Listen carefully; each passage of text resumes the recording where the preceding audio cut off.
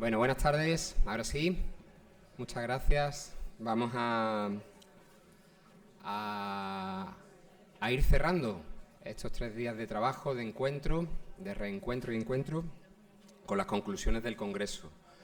Hemos estado participando en los espacios de comunicaciones que, como habéis visto, no han sido comunicaciones al uso, sino que han sido espacios dialógicos, que es lo que entendemos que nos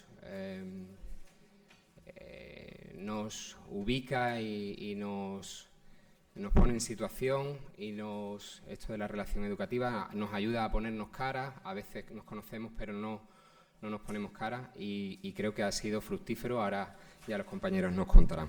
Bueno, yo voy a ser muy breve y voy a ir dando la palabra. Vamos a hacer un ejercicio de síntesis muy sintética, todo lo que habéis trabajado en cada eje en cada uno de los días. Aquí los compañeros y compañeras que tienen ahora el reto difícil de, en 5 minutos, no le hemos dado más, sintetizar las ideas más destacadas. Obviamente habrá muchas más, pero bueno, van a hacer ahí un esfuerzo de síntesis enorme para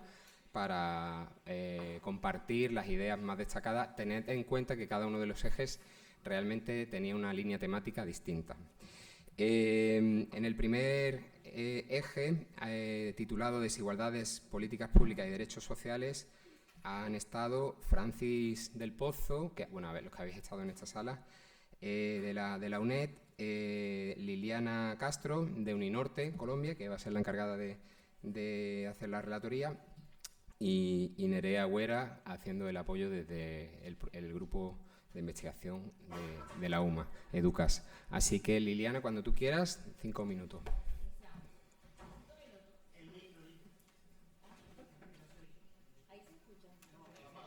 Está desactivado, ya, ok.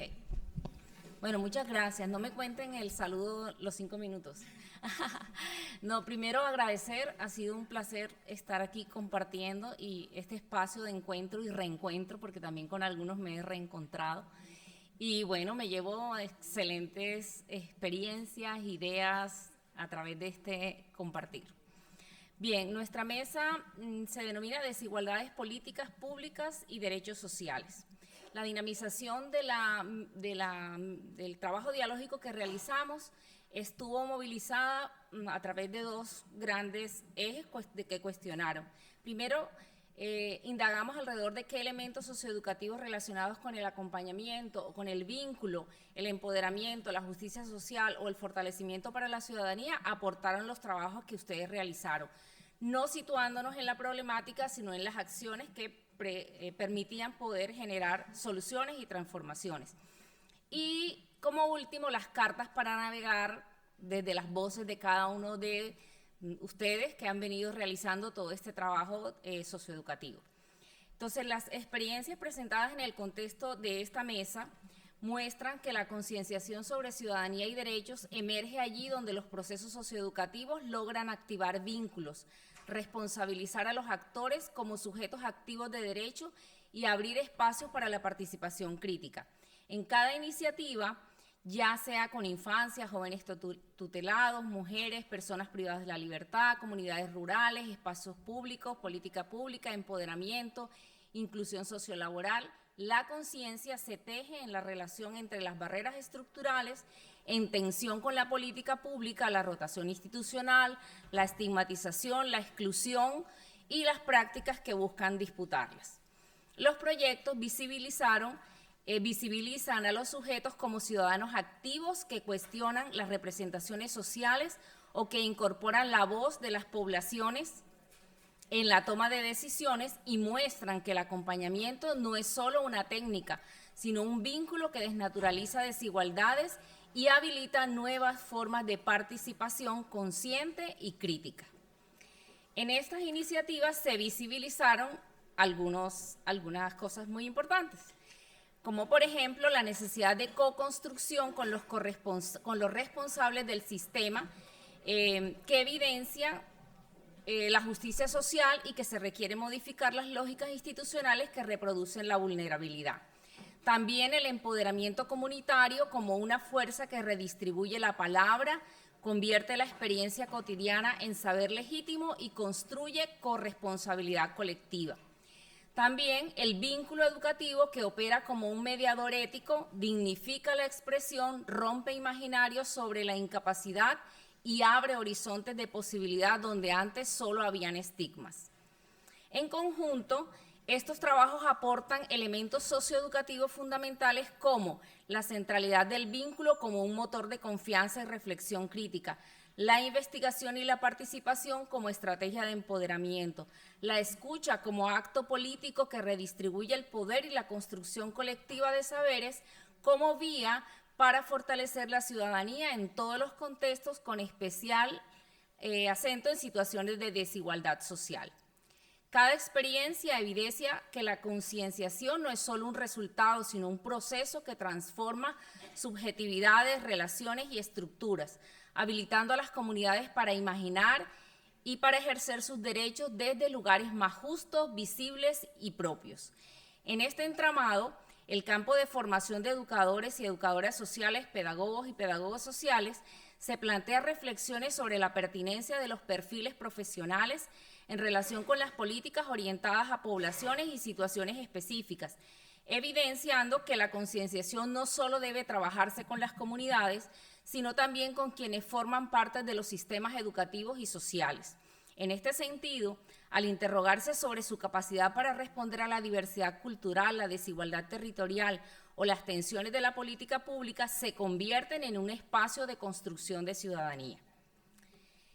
Respecto a las cartas para navegar, en las voces de cada uno de estos educadores, educadoras sociales, pedagogos y pedagogas sociales que han venido realizando estas experiencias maravillosas, algunas orientaciones para navegar en la pedagogía social presente y futuro son declaradas de la siguiente manera o representadas de la siguiente manera. Primero, pues la visibilización de las capacidades de los sujetos, las poblaciones y la comunidad como elemento muy importante. La creación de redes a partir de las cuales se generen procesos de co-construcción y actuaciones responsables. La activación de acciones dialógicas y participativas para la resolución de conflictos y desarrollo personal y comunitario. El fortalecimiento de estrategias de circulación y promoción social desde un ejercicio socioeducativo que transforme los contextos orientados al bien común. La evaluación y generación de conocimiento participado con una creación de instrumentos y experiencias participativas de abajo hacia arriba que genere autonomía y empoderamiento. La implicación de la investigación para generar impacto social partiendo de la participación activa de los sujetos e incidiendo en las mejoras de las políticas sociales y educativas. El valor profesional e investigativo del rol socioeducativo en educación y pedagogía social en las políticas públicas y en la atención social, cultural y educativa. Y la generación de comunidades educativas que permitan tender puente entre los diferentes escenarios y entornos para favorecer oportunidades de educación transformadora y común. Esas son las rutas para la actuación. Gracias.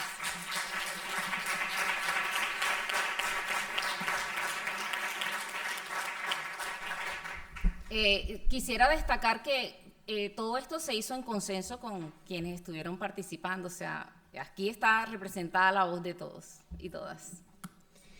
Muchas gracias, Liliana, y muchas gracias al equipo de moderación entero y de relatoría y a los participantes en el eje, porque fijaros la riqueza, que bueno encontrarse y dialogar y debatir y confrontar ideas. Bueno, pasamos al eje 2. En este eje titulado Investigación, Activismo y Redes Populares ha sido dinamizado por Ana Planas, por Sara Carrica y por Ana Planas de la Universidad de Girona, Sara Carrica de la Universidad de Navarra y Alejandro de los Santos del equipo Educas. Sara, cuando tú quieras. Muchísimas gracias. Gracias, David. Bueno, pues en el eje 2 hemos transitado por 3 grandes preguntas que han estado relacionadas con las 3 ponencias principales. La primera era cómo sostenemos la vida, cómo creamos comunidad y cómo resistimos o abordamos esas desigualdades. El primer día apareció casi de manera espontánea una pregunta que yo creemos que ha atravesado todo, ¿no? ¿Supervivencia o vivencia? ¿Estamos educando, investigando y actuando para sostener la vida o simplemente estamos intentando sobrevivir a las lógicas que nos rodean? Este contraste ha sido un poco el hilo conductor que nos ha permitido concluir en 3 puntos: qué duele, qué sostiene y qué nos queda como reto. Voy a abordar cada uno de los 3.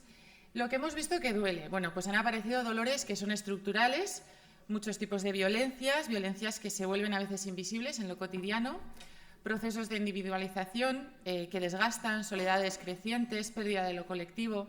Vamos a empezar por lo negativo, ¿vale?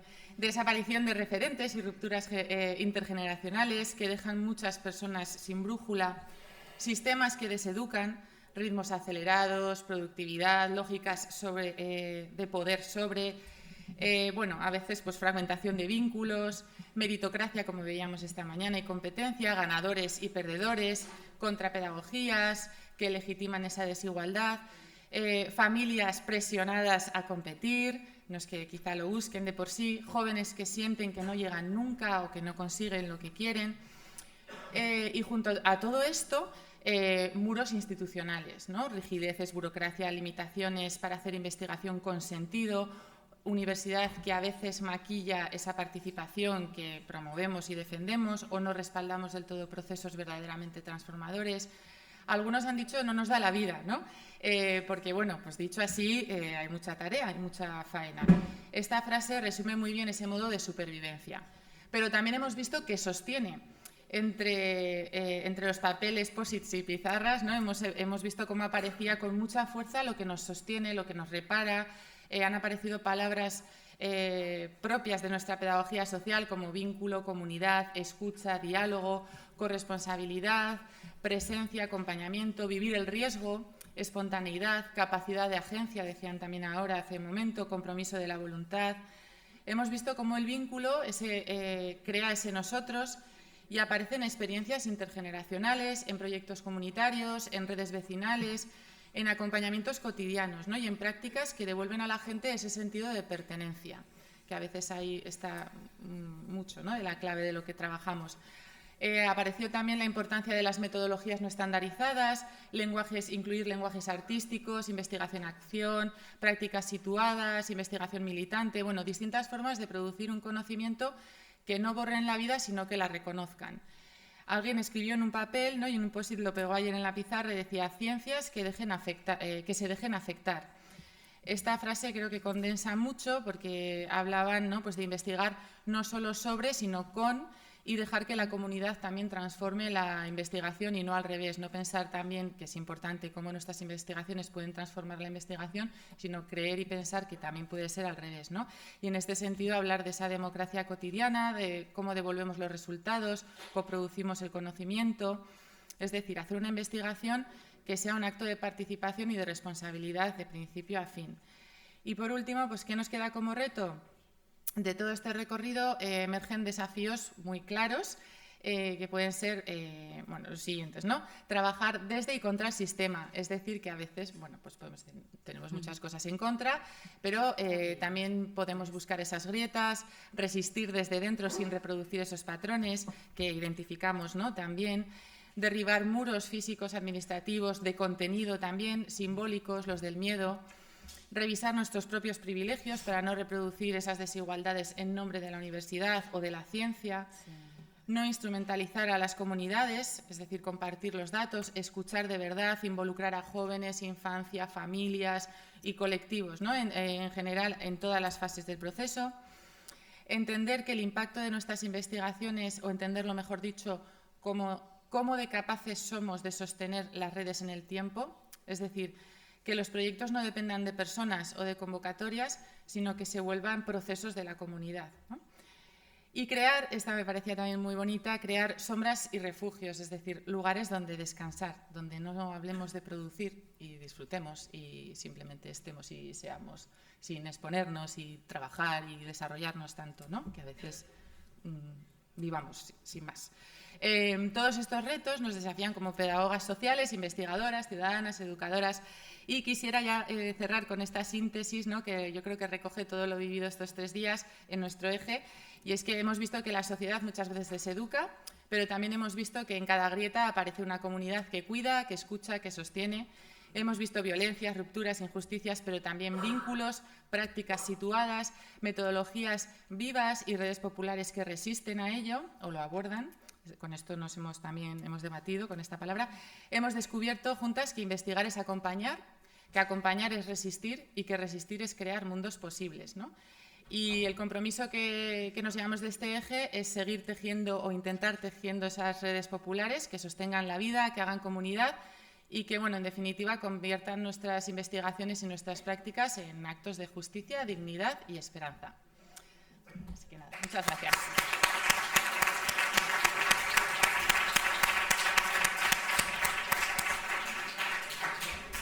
Muchas gracias, Sara.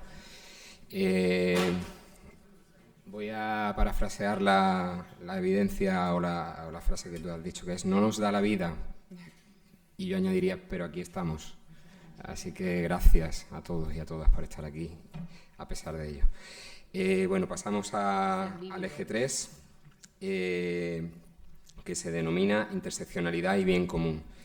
En este eje han estado Paulo Delgado, del Instituto Politécnico de Oporto, Laura Varela, de la Universidad de Santiago de Compostela, y Luiberto Macías, de la Universidad de Islas Baleares, y nuestro compañero José Manuel Vega va a compartir el resumen de la relatoría. Muchas gracias. Buenas. Comparto en tres focos, ¿vale? En tres bloques cómo se han dividido las ponencias. Y lo que hemos compartido a raíz de las ideas que han compartido en común los grupos, ¿no? Que los que se han dividido, pues bueno, encontramos pues un poquito más en una extensión o cómo confluye en todo lo que ya se ha compartido hasta ahora. La necesidad de educar en la tribu y en la comunidad desde la conciencia de la cotidianidad, ¿no? Porque emerge siempre o se ve con más visibilidad y con más presencia cuando en la emergencia, ¿no? La justicia lo planteaban desde diversas dimensiones, características, ¿no? Como la dignidad, la equidad, la política, la búsqueda de valores fundamentales, las luchas. Y siendo conscientes de que no construimos un mundo justo, debemos escuchar desde la riqueza de la diversidad, ¿no? Luchar contra la estigmatización, no reforzar dinámicas que enquisten los problemas o que los potencien. La educación debe poner el valor en el capital social para responder a la necesidad y a la idea del cuidado desde una formación para toda la vida. Era en base a la primera ponencia, ¿no? En base a la segunda nos enfatizaban dos palabras: la fraternidad y la compañía. Pero nos preguntábamos en el grupo, ¿no? ¿Cómo trabajar por el bien común si se nos enseña a trabajar para y por uno mismo y nuestra propia capacitación, ¿no? Habría que plantearse la fraternidad y la compañía pues como un horizonte, no como un fundamento, repetían, y que para ello pues deberíamos de recuperar, de reforzar o de iniciar en dinámicas pues desde la pedagogía de la democracia, desde las comunidades de aprendizaje, reforzar los vínculos, buscar la esencia de la cooperación, generar espacios y sentir y con sentido, ¿no? de comunidad, construyendo puentes entre los diferentes agentes, recuperando los recursos para la vida y el tiempo como una dimensión esencial para el desarrollo comunitario. Y ya por último, en relación a la última ponencia, planteándonos pues todo el tema de la meritocracia, si es igual a fomentar el populismo, si esto es justo o no, ¿no? Y por qué los agentes preferimos, las familias, preferimos situarnos favoreciendo las desigualdades educativas. Pues hablábamos de la perversidad de la meritocracia, ¿no? Porque al final, si hay ganadores y perdedores, ¿dónde nos queremos situar? Para ello, pues hablaban de dejar de abandonar lo público, pero no solo dejar de abandonarlo, sino que no fuéramos agentes pasivos, que actuemos como agentes activos, que seamos incordios, que molestemos, ¿no? Que conocemos los procesos, pues usémoslo y estemos ahí, ¿no? ¿Cómo hacerlo si la participación acaba siendo un privilegio, porque nuestros jóvenes o incluso algunos de nosotros mismos no sabemos cómo ni dónde participar. No estamos acostumbrados o no nos han acompañado en ese proceso de participación social. Porque el sistema pues nos empuja solo a rendir, a tener más, a ver los resultados, ¿no? Sin importar el proceso ni el cómo. La meritocracia no es justa, aunque sí se daba valor a la formación. Pero esta debe de complementarse, pero no como un complemento, sino de igual a igual, con lo relacional, fomentando el encuentro, dando valor a la bondad, a la humanidad, expandir nuestra formación hacia lo ancho, ¿no? Decíamos, ¿no? En el desarrollo personal del pensamiento crítico, de cómo somos fuera de la academia, nuestras trayectorias vitales, dar valor a todos esos elementos, ¿no? Al final, si nos lo llevamos a nuestra praxis, a nuestro día a día, que no nos exijan, que nos exijan ser buen profesor, que no el regalo no sea quitarnos horas, ¿no? De docencia. Compaginar lo académico con la participación de los agentes sociales del día a día para mejorar los procesos. Y bueno, esto es un poquito en resumen todo. Gracias.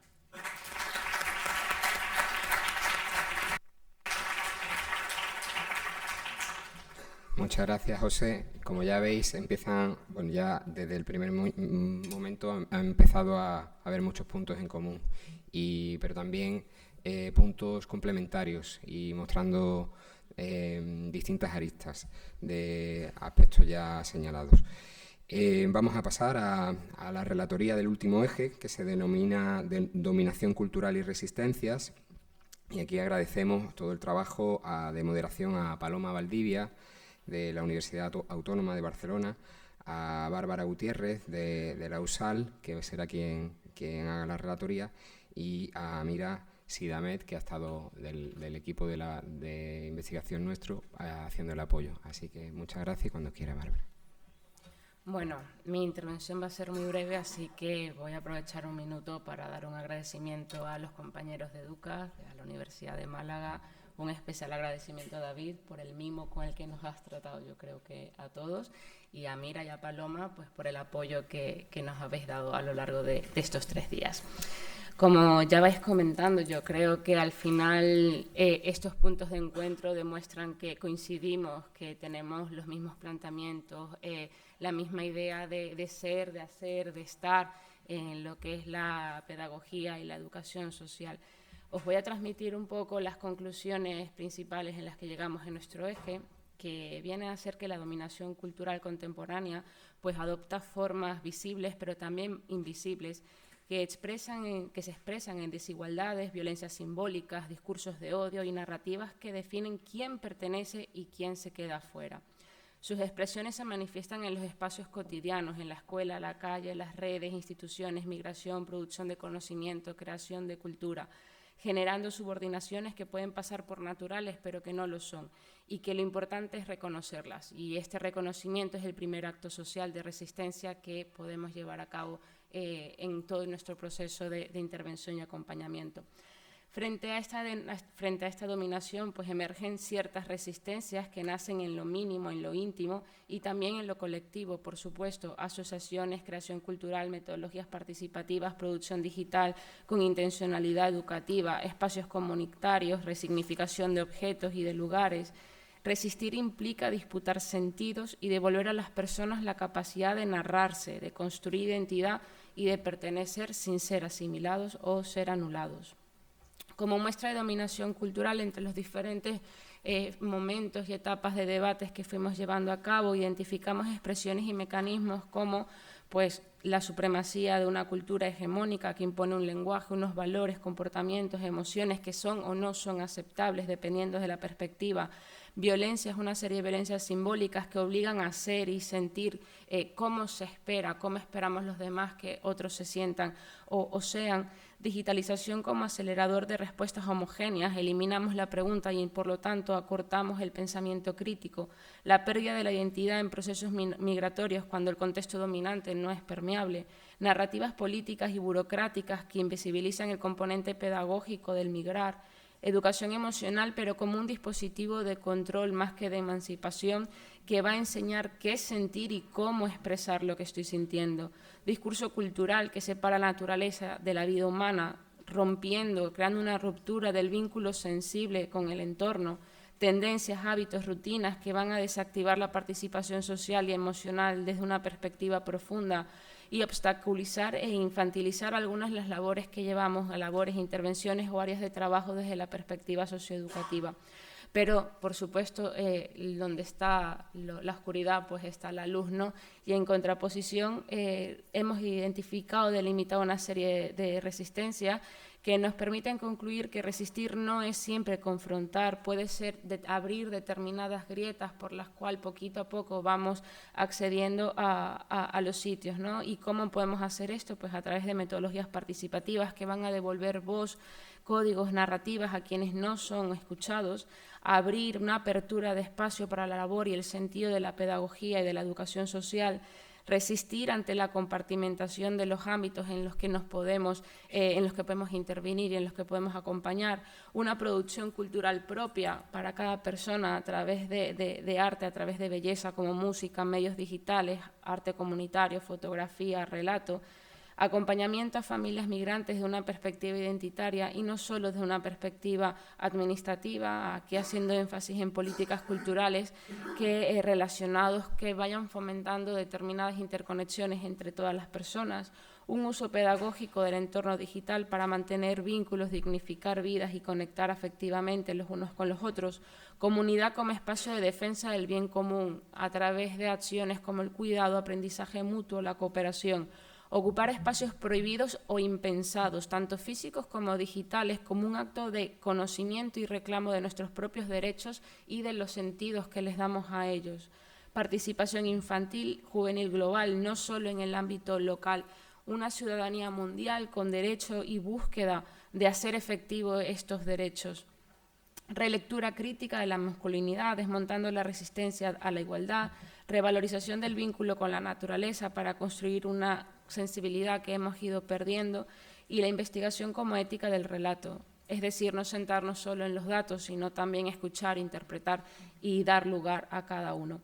La dominación cultural, por lo tanto, no solo controla cuerpos y territorios, sino sentidos, símbolos, emociones y tiempos. Resistir no es oponerse frontalmente, sino recuperar la capacidad de ranarse, de autonarrarse, de preguntar, de habitar lo común y de producir cultura con agencia propia. Allí donde aparece la voz, es decir, la palabra, el gesto, la red, el encuentro, la creación, como son estos espacios, pues es donde nace la resistencia.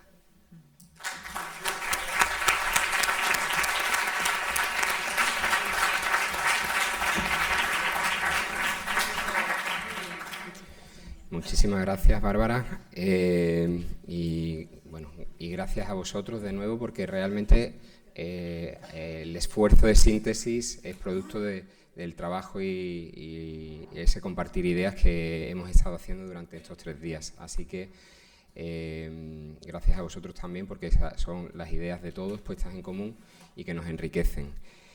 Y dicho eso, quería agradecer de manera particular a los equipos de nuevo de moderación y relatoría por el enorme trabajo hecho durante ya algún tiempo y concretado en esta labor. Y también quería comentar que vamos a trasladaros estas conclusiones a través del email del Congreso, ¿vale? Así que anoche hablábamos con Francis, sería bueno que en Barranquilla se echase mano de qué se ha concluido hoy aquí y en 2027 quizá poder tirar del hilo y ver si se ha avanzado, se ha retrocedido, que reflexionemos al respecto. Así que lo haremos y nos lo ponemos como tarea pendiente para un punto y seguido para seguir trabajando. Concluimos aquí y ahora vamos a pasar a la mesa de clausura y nos quedamos todos en la sala. Muchas gracias.